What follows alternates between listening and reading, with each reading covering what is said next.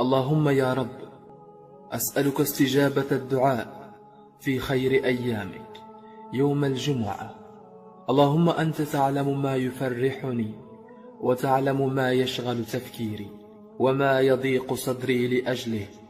يا رب، وكلتك أموري فأصلح لي شأني كله.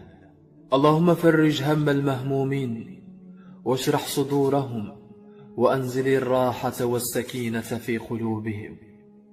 أسأل الله تعالى أن يزيل عنا هموم الدنيا، وينير لنا درب السعادة، وأن يجيرنا من الشر والحسد، وأن يقضي حوائجنا جميعا، ويديم علينا الصحة والعافية.